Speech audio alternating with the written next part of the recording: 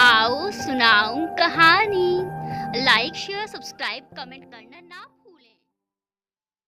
आप देख रहे हैं मेरे महबूब एपिसोड 7। हमारे सभी दोस्तों का दिल से आभार। गीता जी, संगीता जी, वंदना जी, गिरीश जी, सोनी जी, वीना जैन जी, कविता जी, जुबैदा जी, राधे कृष्णा जी, देवेंद्र जी, रमाला जी, आप सभी का भी दिल की गहराइयों से शुक्रिया जी। And special thanks to respectable Meena Saxena ma'am. उन्होंने लिखा है, वेरी गुड बेटा, आप कहानी बहुत अच्छी तरह से सुनाती हो, कंटेंट भी बहुत अच्छा होता है। कैरेक्टर पुराने लेकर चलती हो तो समझने में भी ज़्यादा माइंड नहीं लगाना पड़ता है। मैं एक रिटायर्ड हिंदी टीचर हूँ, तो कहानी के उतार चढ़ाव को बहुत ध्यान से पढ़ती और सुनती हूँ। Keep it up, God bless you. Thank you so so so much ma'am. आपका आशीर्वाद सदैव हम पर बना रहे। मधु यादव जी को भी स्पेशली थैंक्स कहना चाहेंगे।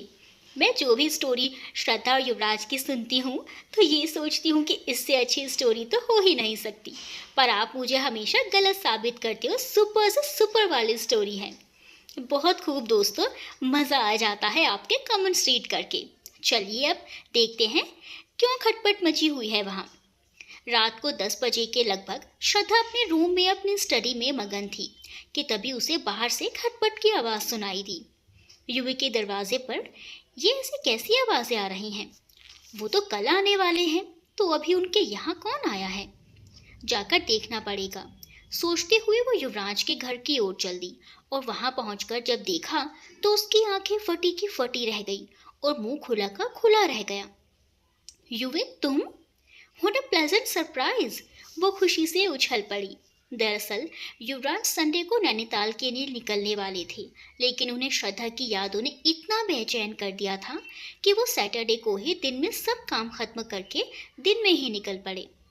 तुम तुम तो कल आने वाले थे ना, फिर आज कैसे? उसको अपनी आंखों पर यकीन नहीं हो रहा था कि वो युवराज को ही देख रही है। उसने खुद को चिकोटी काटी और जब दर्द हुआ तो उसे यकीन हुआ कि वो साक्षात युवराज को ही देख रही है। उसे समझ नहीं आ रहा कि वो क्या करे, नाचे, उछले, गाए। इतनी खुशी उसे संभाले नहीं संभल रही थी। वो दौड़कर उनके गले लग गई।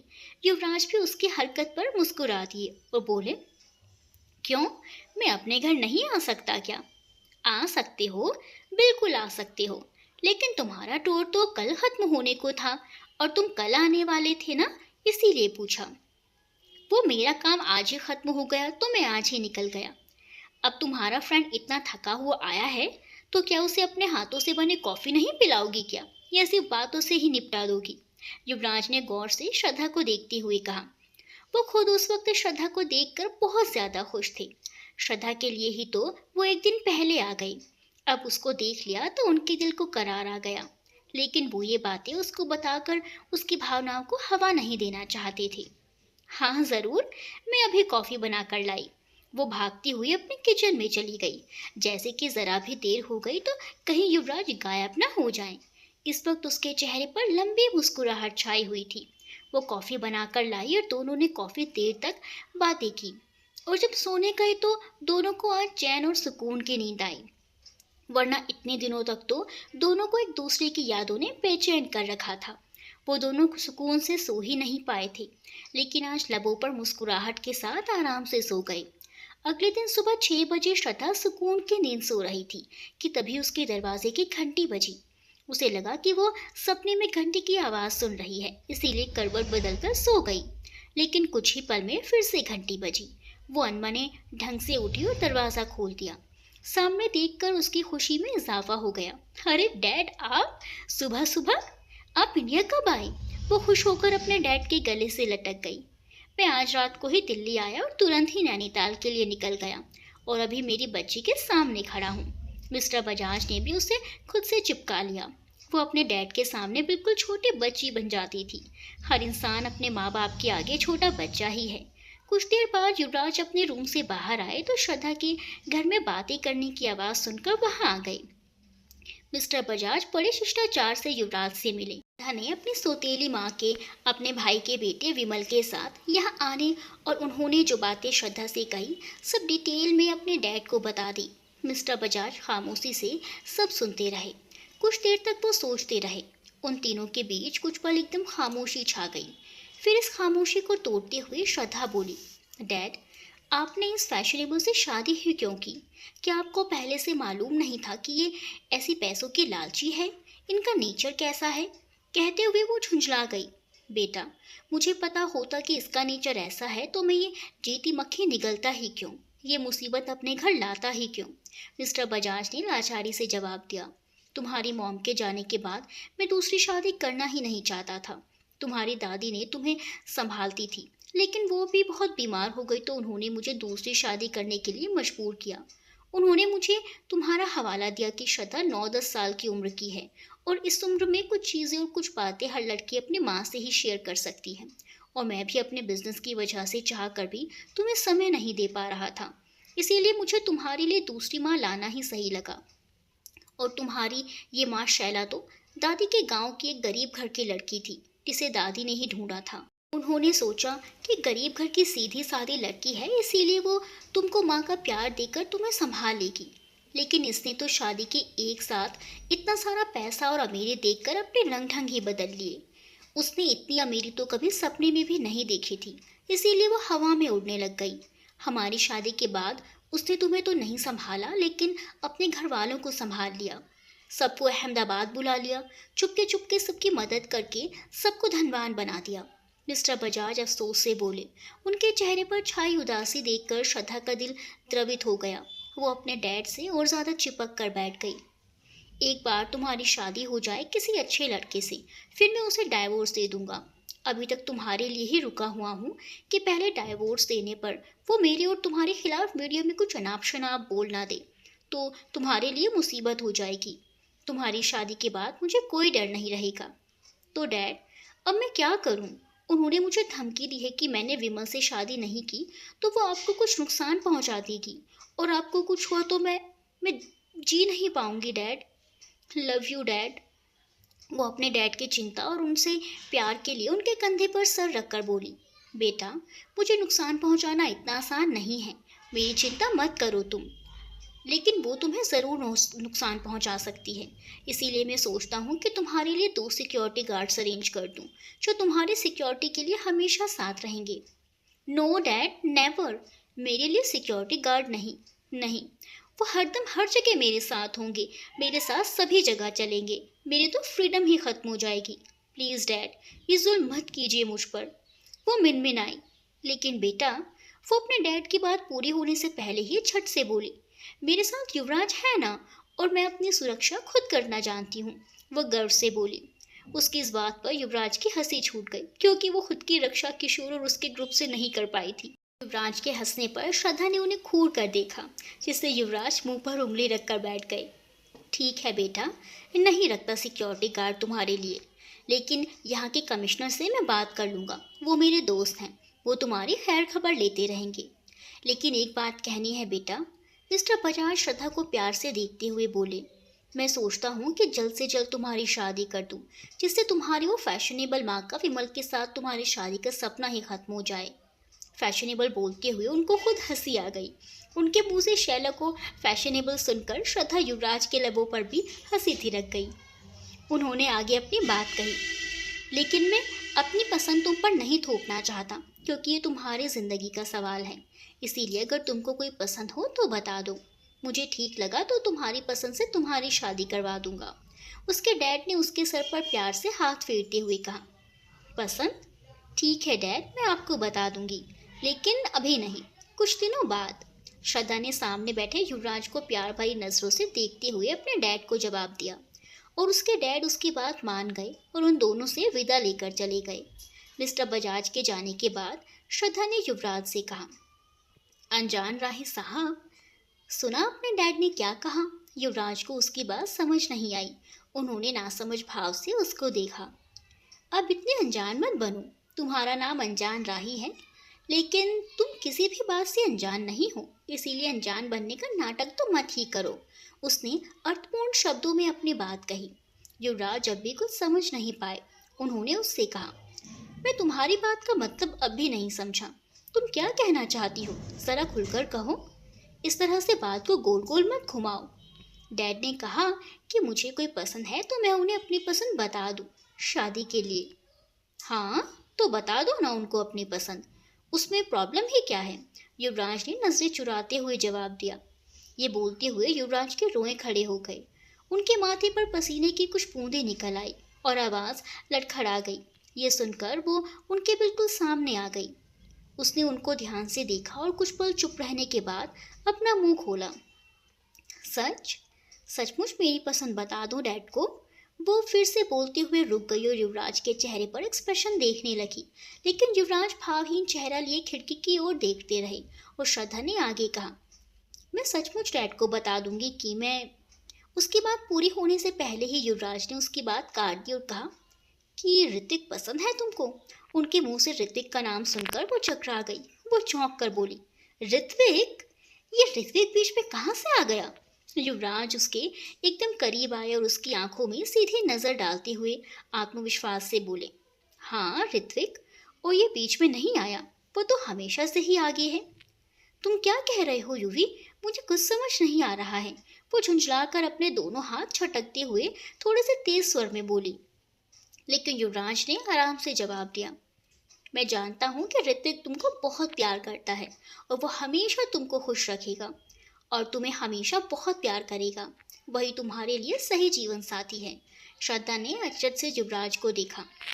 तुम कैसे कह सकते हो कि वो मुझे प्यार करता है? क्योंकि वो मेरा सिर्फ एक अच्छा दोस्त है और उससे ज़्यादा कुछ नहीं। युवराज फिर से धीमे कदमों से चलते हुए खिड़की की तरफ गए और खिड़की के बाहर देखने लगे। उनकी आंखों से आंसू बहने लगे। इस वक्त ये सब बोलते हुए उनके दिल पर क्या गुजर रही थी वो ही जानते थे। श्रद्धा की तरफ पीठ होने की वजह से वो उनके आंसू नहीं देख पाई। मैं जानता हूँ श्रद्धा कि ऋत्विक तुम्हें बेहद प्यार करता है और उस दिन जब यूनिवर्सिटी में तुम्हें पिक करने आया था तब वो तुमसे अपने प्यार का इजहार कर रहा था और मैं थोड़ी दूरी पर ही खड़ा सुन रहा था। लेकिन तुम दोनों में से किसी का ध्यान मेरी ओर नहीं गया। मैंने तुम दोनों की सारी बातें सुनी थी, इसीलिए मैं जानता हूँ श्रद्धा कि वो तुम्हें बहुत मोहब्बत करता है और तुम्हारे डैड भी तुम्हारी तरफ से चिंता मुक्त हो जाएंगे। श्रद्धा ने एक गहरी सांस ली और युवराज की तरफ उसने भी पीठ कर ली और बोली, जब तुमने हमारी सारी बातें सुनी तो मैंने उसे क्या जवाब दिया वो भी सुना होगा। मैंने उसे जवाब भी दिया था कि मैं उससे प्यार नहीं करती हूँ, उसे सिर्फ अपना अच्छा दोस्त मानती हूँ और यही सच है। दोस्ती प्यार में भी तो बदल सकती है, बल्कि प्यार की शुरुआत हुई ही दोस्ती से होती है। ये कहते हुए युवराज की आवाज़ कांप गई। उनके पैरों में कंपन होने लगी थी।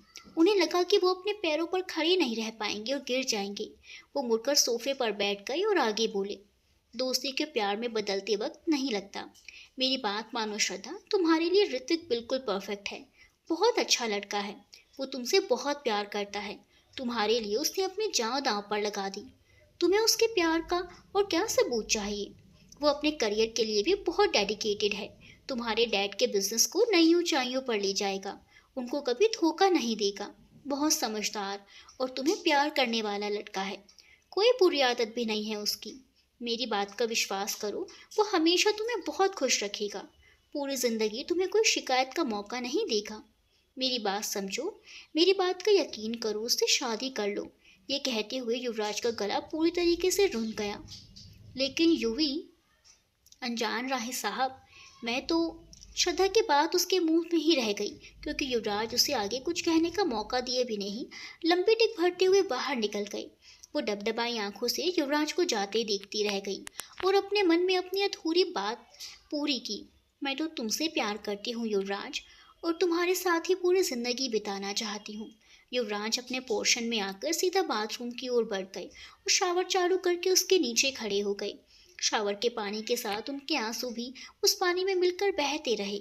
इस वक्त उनकी कैफियत कैसी थी? उन्हें लग रहा था जैसे उनकी धड़कनें बंद हो जाएंगी, जैसे उनकी कोई बहुत प्यारी चीज़ मुट्ठी में से रेत की तरह फिसलती जा रही हो। वो अपनी ही मोहब्बत को अपने हाथों से दूसरे को सौंप रहे थे। अपने अंदर उठते तूफान को शांत करने की कोशिश करते रहे। पानी के साथ अपने दिल की आग को बुझाने की कोशिश करते रहे, लेकिन वो बुझने की बजाय बढ़ती ही गई। उनका रोम रोम उस आग में झुलसने लगा और वो फूट फूट कर रो दिए, हे ईश्वर, मेरे साथ ही ऐसा क्यों होता है?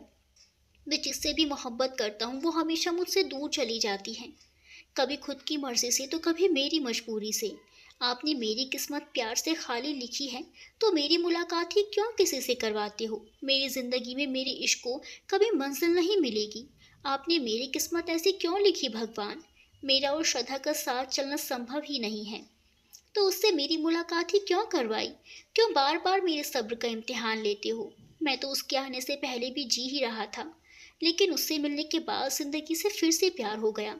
जिंदगी जीने का चाव बढ़ गया। अगर आप उसको मेरी जिंदगी में नहीं भेजते तो मैं जैसे पहले जी रहा था वैसे ही बाद में जी लेता। लेकिन अपनी मोहब्बत को अपने हाथ से दूर करने का दर्द तो नहीं सहना पड़ता।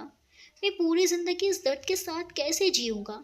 श्रद्धा तो मेरी मेरी हर सांस में बस गई है। मेरी धड़कनों में भी उसी का नाम है।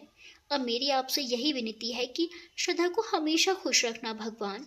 उसके सारे दुख मुझे दे देना, लेकिन उसे कभी दर्द नहीं देना। इस टूटे दिल की इतनी आरज़ू सुन लेना प्रभु। युवराज काफ़ी देर तक शावर के नीचे खड़े रहे और रोकर अपने दर्द को पानी के साथ दबाने की कोशिश करते रहे। युवराज की इस बात ने श्रद्धा के नाजुक दिल को भी तोड़ दिया था। उसके नरम और नाजुक एहसास चकनाचूर हो गए, क्योंकि उसने युवराज को सिर्फ प्यार ही नहीं किया था, बल्कि उन्हें पूजा था, इश्क की हद तक चाहा था। और युवराज ने एक ही पल में उसको बरसों के प्यार को मजाक बनाकर रख दिया। उसके प्यार को जानकर भी अनजान बन गई। वो इस बात को सहन नहीं कर पा रही थी। उसके महबूब की उसको किसी और के हाथों में सौंपने की बात कर रही थी। इस बात ने उसको तोड़ कर रख दिया। एक हंसती खेलती चुलबुली लड़की एकदम खामोश हो गई। उसने युवराज की तरफ से कठोर रुख अपना लिया। वो युवराज से रूखा व्यवहार करने लगी। उसका युवराज से कभी आते जाते सामना हो जाता तो अपनी दिशा बदल लेती और युवराज से किनारा करके निकल जाती, लेकिन नज़र उठाकर युवराज की ओर नहीं देखती। उस दिन के बाद से श्रद्धा कभी युवराज के रूम में भी नहीं गई और ना ही उसने उनसे कोई बात ही की। युवराज ने एक दो बार उससे बात करने की कोशिश की तो उसने रूखे स्वर में जवाब दिया। युवराज उसके रूखे व्यवहार की वजह समझ रहे थे, लेकिन सहन नहीं कर पा रहे थे। श्रद्धा का अजनबी और रूखा व्यवहार उन्हें तोड़े जा रहा था। वो जानते थे कि उन्होंने श्रद्धा का दिल तोड़ा है, उसकी भावनाओं को कुचला है, इसीलिए वो उनसे दूर भाग रही है। लेकिन श्रद्धा का उनसे यूं दूर भागना भी उनसे सहन नहीं हो रहा था। लेकिन फिर भी वो उसका ऐसा व्यवहार सहन करने के लिए मजबूर थे। एक शाम श्रद्धा बालकनी में बैठी युवराज के साथ बिताए पल याद कर रही थी। तभी उसके फोन पर एक कॉल आई, जिसे सुनकर वो बदहवास हो गई। उसके पैरों तले से जमीन खिसक गई। वो कुछ पल मोबाइल को हाथ में पकड़े आंखें फाड़े उसे ताकती रही, जैसे उसे कोई सुध ही ना हो। फिर अंदर दौड़ी और फटाफट अपना सामान पैक किया और घर को ताला लगाया। इतने में युवराज वहां आ गए। उन्होंने श्रद्धा को सामान के साथ दरवाजे पर ताला लगाते देखा तो उनसे रहा नहीं गया। उन्होंने उससे पूछ लिया, श्रद्धा, इतनी जल्दी में तुम कहाँ जा रही हो? उसने उनके सवाल को अनसुना कर दिया और ताला लगाकर जाने लगी। युवराज घूमकर उसके सामने आ गए और उसका हाथ पकड़कर बोले, श्रद्धा, इतनी शाम को कहाँ जा रही हो? जवाब दो श्रद्धा। उसने टेढ़ी नजर से अपने हाथ को देखा जिसे युवराज ने पकड़ रखा था। उसे ऐसे देखते पाकर युवराज ने उसका हाथ छोड़ दिया और कहा, श्रद्धा, तुम किस बात पर नाराज हुई हो मालूम नहीं, जबकि वो सब कुछ जानते थे। लेकिन हम इतने समय से अच्छे दोस्त रहे हैं, उसके नाते ही बता दो कि इतनी गहरी शाम को तुम अपना बैग और सामान लेकर कहाँ जा रही हो? Please Shraddha, please. श्रद्धा गहरी सांस लेकर बोली, अभी घर से नैनी अम्मा का फ़ोन आया था कि डैड की तबीयत अचानक ख़राब हो गई है और वो हॉस्पिटल में एडमिट है, इसीलिए मैं घर जा रही हूँ। गहरी शाम हो या गहरी रात, डैड की ख़राब तबीयत का सुनकर मैं यहाँ नहीं रुक सकती। मैं यहाँ से दिल्ली जाऊँगी और वहाँ से फ़्लाइट पकड़कर अहमदाबाद चली जाऊँगी। उसकी बात सुनकर युवराज परेशान हो गई। क्या मिस्टर बजाज की तबीयत ख़राब है? क्या हो गया उनकी तबीयत को? अचानक उन्हें क्या हो गया? उन्हें अचानक पेट में भयंकर दर्द उठा और उनको हॉस्पिटल में एडमिट करना पड़ा। श्रद्धा ने उदासी से जवाब दिया। उसकी आंखों में आंसू झिलमिलाने लगे। तुम दिल्ली कैसे जाओगी? मैं टैक्सी से जाऊंगी। मैं भी तुम्हारे साथ चलता हूँ, युवराज ने जल्दी से कहा तो उसने हैरानी से युवराज को देखा। युवराज ने फिर कहा, हाँ, मैं भी तुम्हारे साथ चलता हूँ। मैं भी मिस्टर बजाज से मिलना चाहता हूँ। तुम सिर्फ 5 मिनट रुको, मैं अभी अपना बैग पैक करके लाता हूँ। युवराज, तुम्हें परेशान होने की कोई ज़रूरत नहीं है, मैं चली जाऊंगी। नहीं नहीं श्रद्धा, इसमें परेशानी की कोई बात नहीं है। मैं मिस्टर बजाज से मिलना चाहता हूँ। और दूसरी चीज़, मैं अपनी बेस्ट फ्रेंड को ऐसे रात में अकेले टैक्सी से नहीं जाने दे सकता। तुम सिर्फ 5 मिनट रुको, मैं अभी आया, बोलकर युवराज अपने रूम में दौड़े और एग्जैक्ट 5 मिनट में अपना बैग पैक करके दरवाजे को ताला लगाकर आ गए। युवराज ने अपनी कार निकाली और दोनों उसमें बैठकर निकल पड़े। श्रद्धा का मन था कि काश उसके पंख होते और वो उड़कर तुरंत अपने डैड के पास पहुंच जाती। उसके लिए रास्ता काटना मुश्किल हो गया। बार बार आंखों से आंसू बहने लगते। डैड की चिंता में भूख प्यास सब उड़ गई थी उसकी, लेकिन युवराज उसे सांत्वना देते रहे। श्रद्धा, तुम्हारे डैड जल्दी ठीक हो जाएंगे, तुम चिंता मत करो। उसे ऐसे देख युवराज का दिल भी तड़प रहा था। वो बार बार उसकी ओर देखते और उसे तसल्ली देते। दिल्ली से फ्लाइट पकड़ वो अहमदाबाद पहुंच गए। अहमदाबाद पहुंचकर सीधे हॉस्पिटल गए। वहां मिस्टर बजाज को ड्रिप लगी हुई थी और डॉक्टर उनके पास खड़े उन्हें चेक कर रहे थे। श्रद्धा तीर की भांति अपने डैड के पास दौड़ गई। डैड, आपको अचानक से क्या हो गया? कैसे हैं आप? उसकी आंखें नम हो गई। मुझे कुछ नहीं हुआ बच्चे, देखो मैं बिल्कुल ठीक हूँ, मिस्टर बजाज हंसते हुए बोले। लेकिन उनका चेहरा एकदम पीला पड़ा हुआ था, काफी कमजोर लग रहे थे। उनकी हंसी भी फीकी थी, क्योंकि श्रद्धा के सामने खुद को ठीक दिखाने की कोशिश कर रहे थे। डैड, आप हमेशा फिट ही रहने चाहिए। श्रद्धा के डैड कभी बीमार नहीं पड़ने चाहिए। वो हमेशा हंसते मुस्कुराते हुए ही अच्छे लगते हैं। वो लाड से अपने डैड के कंधे पर सर रखकर बोली। लेकिन डैड, इस वक्त आप बिल्कुल भी फिट नहीं लग रहे हैं। बेटा, मैं फिट ही हूँ, अब तुम आ गई हो तो फिट ही रहूंगा ना। बोलते हुए उनकी नज़र युवराज पर पड़ी तो वो चौंक गए। हे जेंटलमैन, तुम भी साथ आए हो। उन्होंने उठने की कोशिश की, लेकिन युवराज ने उन्हें वापस लिटा दिया। मिस्टर बजाज, आप सिर्फ आराम कीजिए, ये फॉर्मेलिटी की कोई ज़रूरत नहीं है मिस्टर युवराज, क्योंकि तुम मेरी बच्ची को अपने साथ सुरक्षित यहाँ लेकर आए हो, उसे अकेले नहीं आने दिया। आपने मेरी बच्ची का बहुत ख्याल रखा है। युवराज उनकी बात पर मुस्कुरा दिए। उसके बाद श्रद्धा और युवराज दोनों डॉक्टर से मिले और मिस्टर बजाज की कंडीशन और तबीयत खराब होने की वजह पूछी। डॉक्टर ने उन्हें बताया, ऐसा लगता है कि मिस्टर बजाज को पिछले कई दिनों से खाने में स्लो पॉइजन दिया जा रहा है, क्योंकि उनके ब्लड टेस्ट में वो केमिकल डिटेक्ट हुआ है। इसीलिए उन्हें पेट दर्द, वॉमिटिंग और डायरिया के सारे सिम्टम्स हो गए। अच्छा हुआ जो इन्होंने पेट दर्द होते ही मुझे फ़ोन कर दिया और हम तुरंत उनको हॉस्पिटल ले आए। अभी तो हमने उन्हें एंटीडोट दे दिया है, जिससे वो भी खतरे से बाहर हैं, लेकिन आगे भविष्य में बहुत ध्यान रखना होगा।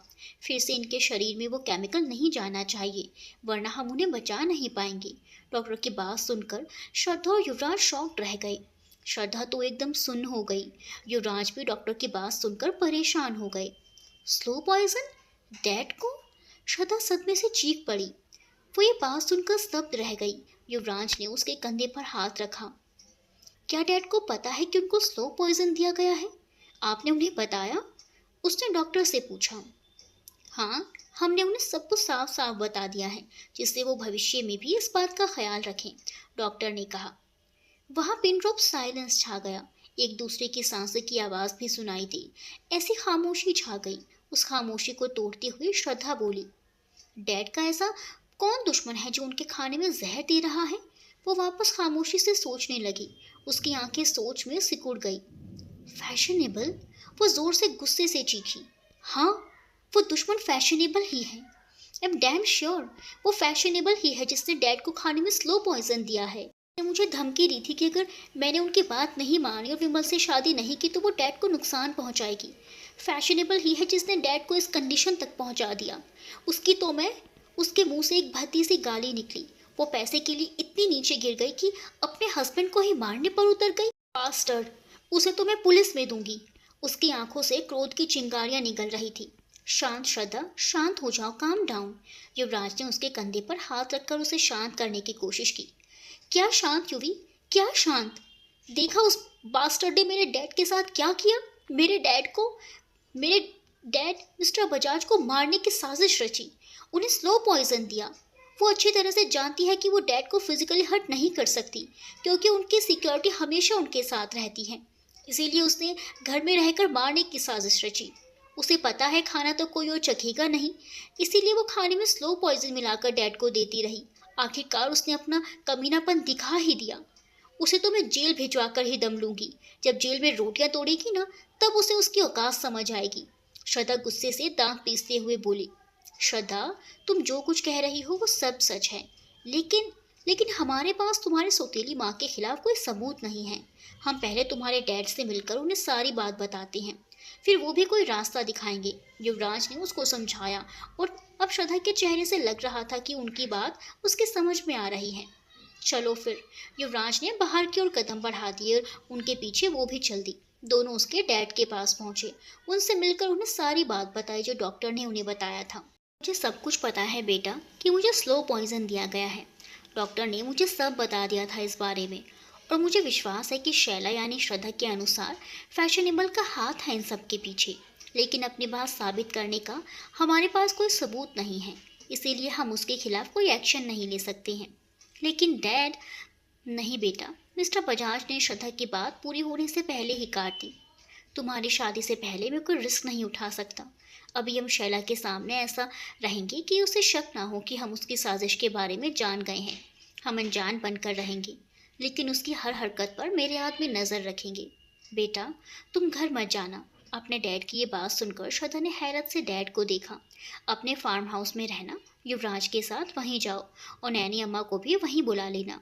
वो तुम लोगों का ख्याल रखेगी। तुम घर मत जाना, क्योंकि मुझे डर है कि घर पर शैला तुम्हारे साथ भी कुछ गलत ना कर दे। और हाँ बेटा, मैंने तुम्हें कहा था कि तुम्हारी कोई पसंद हो तो मुझे बता दो। तुम्हारी पसंद मुझे पसंद आए तो मैं तुम्हारी शादी तुम्हारी पसंद से कर दूंगा। और अगर तुम्हारी लाइफ में कोई नहीं है तो मैं अपने फ्रेंड के बेटे से तुम्हारी शादी करवा देता हूँ। वो भी बहुत अच्छा लड़का है। उनके ये बात बोलने पर श्रद्धा और युवराज ने पहले एक दूसरे को देखा, फिर मिस्टर बजाज को देखने लगे। डैड, इसके बारे में मैं आपको 2-3 दिन में जवाब देती हूँ। और इसी के साथ वहाँ खामोशी पसर गई। थोड़ी देर बाद श्रद्धा और युवराज हॉस्पिटल से फार्म हाउस चले गए। युवराज, आज डैड ने मेरी पसंद के बारे में पूछा है। श्रद्धा ने फार्म हाउस में आकर युवराज से कहा। हाँ, तो तुम उनको ऋत्विक के बारे में क्यों नहीं बता देती? अच्छा लड़का है वो, परफेक्ट लाइफ पार्टनर है तुम्हारे लिए।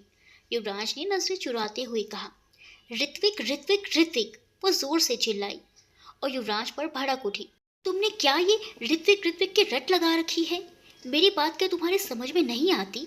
जब मैंने एक बार बोल दिया कि मैं ऋत्विक के लिए मेरे दिल में कोई फीलिंग्स नहीं है, मैंने उसे एक अच्छे दोस्त से ज़्यादा कुछ नहीं माना है।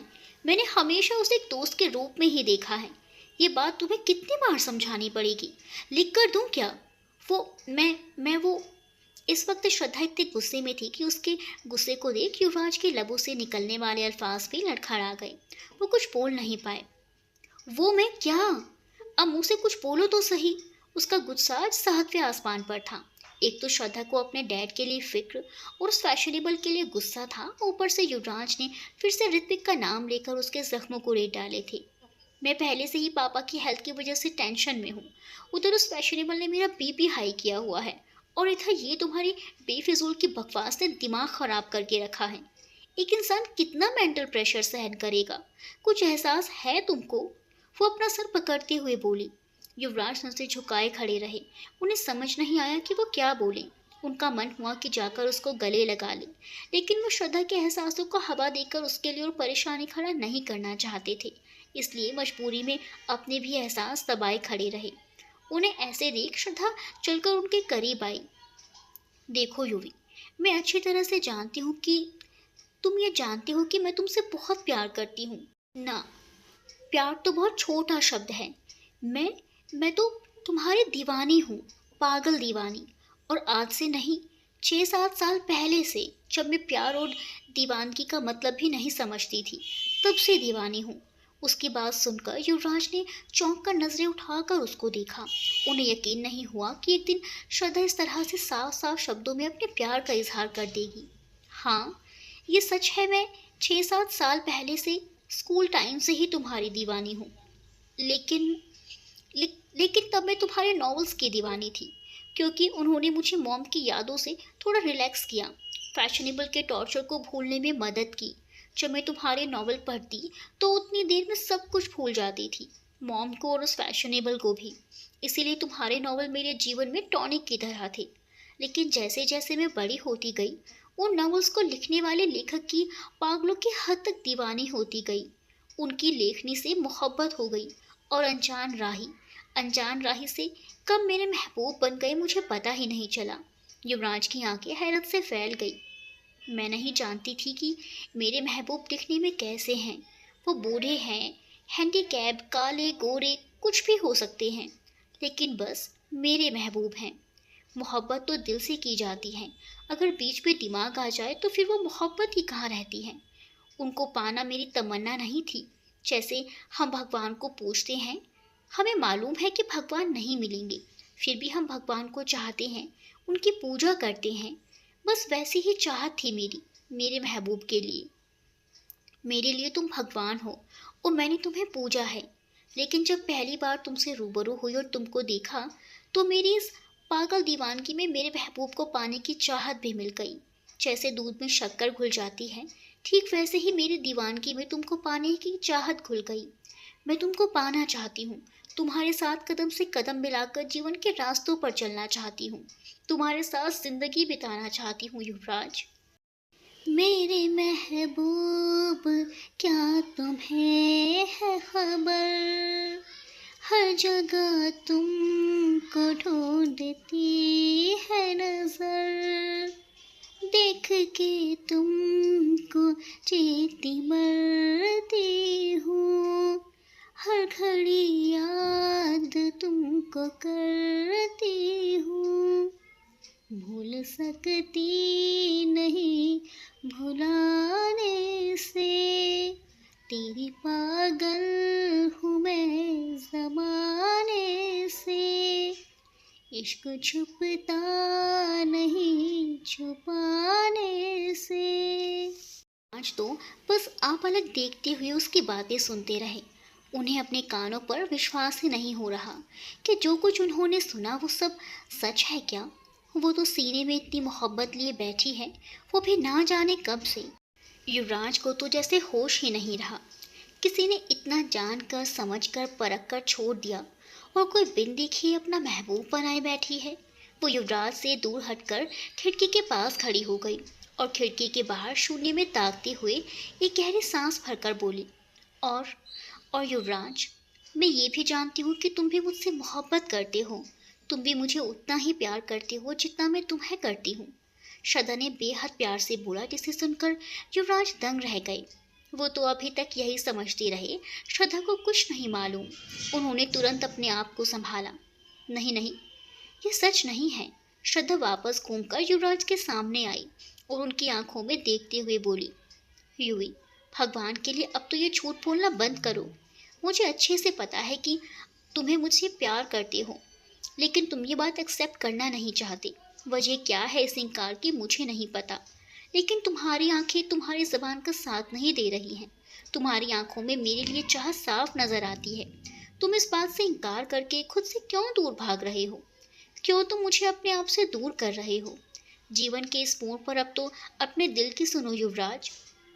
मैं जानती हूँ तुम्हारा दिल मेरे नाम से धड़कता है, मेरे नाम से तुम्हारी धड़कनों में शोर मच जाता है। मुझसे दूर भागने की वजह क्या इंदु है? मैं नहीं कहती कि तुम मुंदे को भूल जाओ, लेकिन पास्ट के लिए अपने वर्तमान से क्यों दूर भाग रहे हो? जो इंसान तुम्हारा है ही नहीं, जिस इंसान ने तुमको धोखा दिया, उसकी सजा इस इंसान को क्यों दे रहे हो? जो तुम्हें इतना प्यार करती है, इश्क करती है। बोलते हुए उसकी सांसें फूलने लगी। लेकिन उसने आज इतने महीनों या सालों भी कह सकते हैं, सालों तक अपने दिल में दबी हुई हर एक बात खोल कर रख दी थी। उसने युवराज की शर्ट का कॉलर दोनों हाथों से पकड़कर कहा, बोलो युवी, बोलो, क्यों मुझसे दूर भाग रहे हो? क्यों मुझे अपने आप से दूर करना चाहते हो? बताओ युवराज। बोलते हुए वो बेतहाशा रो पड़ी और उनके सीने से लग गई। युवराज का दिमाग शून्य हो गया था, लेकिन उनका दिल उसको अपने नज़दीक पाकर एक बार फिर जोरों से धड़कने लगा। उन्होंने खुद को काबू करना चाहा, उनके हाथ हवा में थे। उन्होंने अपनी आंखें कसकर बंद की और उसे अपनी आगोश में भर लिया। उनकी आंखों से भी आंसू जारी हो चुके थे। हाँ श्रद्धा, हाँ, मैं भी तुमसे बहुत प्यार करता हूँ। प्यार नहीं, मोहब्बत करता हूँ। दिल की गहराइयों से तुम्हें चाहता हूँ। आज युवराज के दिमाग और दिल की जंग में दिल जीत ही गया। ये सुनकर श्रद्धा ने झटके से अपना सर ऊपर उठाते हुए युवराज की ओर देखा। अब मुझे छोड़ के न जाना तुम, दिल मेरा तोड़ के न जाना तुम तो आए हो मनाने से, खो न जाना किसी बहाने से, जाने जाती है तेरे जाने से, इश्क छुपता नहीं छुपाने से। उसके चेहरे पर जैसे दुनिया भर का सुकून उतर आया। उसे अपने कानों पर विश्वास ही नहीं हुआ कि उसने क्या सुना। क्या? युवराज, फिर से कहो, क्या कहा तुमने? उसने थरथराते होठों और कपकपाती आवाज में कहा। हाँ श्रद्धा, मैं सचमुच तुम्हें बहुत चाहता हूँ। मैं दिन रात तुम्हारे ही बारे में सोचता हूँ। उठते बैठते रात दिन मुझे तुम्हारा ही ख्याल रहता है। तुमने मुझे वापस जीना सिखाया। तुमसे मिलने से पहले मैं जिंदगी को सिर्फ जीने के लिए जी रहा था। उस जीने में कोई चाह नहीं थी, सिर्फ दिन काट रहा था। लेकिन जब से तुम मेरी जिंदगी में आई, मुझे जिंदगी से प्यार हो गया। जिंदगी जीने की चाह बढ़ गई। हर नई सुबह मेरे लिए खुशियाँ लेकर आई है। दोनों की आंखें नम थी। तो फिर तुम ऋतिक का नाम क्यों? क्या इंदु की वजह से तुम मुझसे दूर? श्रद्धा ने युवराज से पूछा, लेकिन इंदु के नाम की बात पूरी होने से पहले ही युवराज ने उसकी बात काट कर कहा, नहीं, उसकी वजह इंदु नहीं है। अब मुझे उससे कोई मतलब नहीं रहा। वो मेरा गुजरा हुआ कल है और जब से तुमसे मिला हूँ मैंने कभी उसके बारे में नहीं सोचा। युवराज ने साफ गोई से कहा। तो फिर क्या वजह है? श्रद्धा हैरानी और परेशानी से बोली। युवराज कुछ पल चुप रहे और फिर धीरे से बोले, तुम्हारी और मेरी उम्र उसकी वजह है। क्या? श्रद्धा हैरान रह गई। तुम्हारी और मेरी उम्र? मैं कुछ समझी नहीं। मेरा मतलब है कि तुम्हारी और मेरी उम्र में बहुत फासला है। तुमने तो अभी अभी जवानी में कदम रखा है और मेरी तो जवानी खत्म होने को आई। युवराज ने एक एक शब्द संभाल कर कहा। So what? श्रद्धा को उनकी बात की गहराई समझ नहीं आ रही थी। युवराज को भी समझ नहीं आ रहा था कि उसको अपनी बात कैसे समझाए। श्रद्धा, मेरी बात को समझो। क्या समझूं? हमें साथ जिंदगी जीना है तो उसमें उम्र का क्या लेना देना? मुझे समझ नहीं आई ये बात। तुम तो मुझे चाहते हो और मैं तुम्हें, और इसलिए हम दोनों एक दूसरे के साथ जीना चाहते हैं। बात बस इतनी सी है। उम्र की बात इसमें कहाँ से आई? और मुझे विश्वास है कि हम एक दूसरे के साथ बहुत खुश रहेंगे। तुम मुझे बहुत खुश रखोगे और मेरी बहुत केयर करोगे, ये मुझे मालूम है। मैंने तुम्हारा केयरिंग नेचर देखा है। मेरे लिए तुम्हारी फिक्र और परवाह देखी है। आई थिंक इसमें उम्र की कोई बाधा नहीं है। उसने अपनी बात रखी। श्रद्धा, श्रद्धा, बात को समझो। तुम्हारी और मेरी उम्र में 17 साल का फासला है। समझने की कोशिश करो श्रद्धा। 17 साल का फासला कुछ कम नहीं होता। तुम तो अभी 23 साल की जवान लड़की हो और मैं 40 साल का धीर हूँ। हमारा कोई मेल नहीं है। ये ऐसा फासला है जो कभी खत्म नहीं होगा, बल्कि हमारे रिश्ते में फासले आ जाएगा। मैं प्यार के जोश में ऐसा कदम नहीं उठा सकता जो आगे जाकर तुम्हें दुख दे। मेरा दिल इस बात को गवारा नहीं करता। युवराज बेचारगी से बोले। युवी, मैं ये उम्र वगैरह नहीं जानती। मैं सिर्फ इतना जानती हूँ कि मैं तुम्हें और तुम मुझसे प्यार करते हो। उम्र साथ गुजारना मायने नहीं रखता, बल्कि ज़रूरी है कि जितनी ज़िंदगी गुजारी जाए वो हम दोनों ने साथ साथ हंसी खुश और एक दूसरे के प्यार में गुजारी हो। और मैं अपनी ज़िंदगी तुम्हारे साथ तुम्हारी बाहों में गुजारना चाहती हूँ। That's it. I don't want to listen any single word now. उसकी बात पर युवराज एक गहरी सांस लेकर रह गए। ठीक है श्रद्धा, मैं तुम्हारी बात से एग्री हूँ, लेकिन तुम मेरी एक बात का जवाब दो। जारी है। अब युवराज किस बात का जवाब मांग रहे हैं ये तो अगले पार्ट में ही पता चलेगा। तब तक के लिए हम अपना बाकी काम निपटा लेते हैं। ठीक है ना दोस्तों, बाय बाय।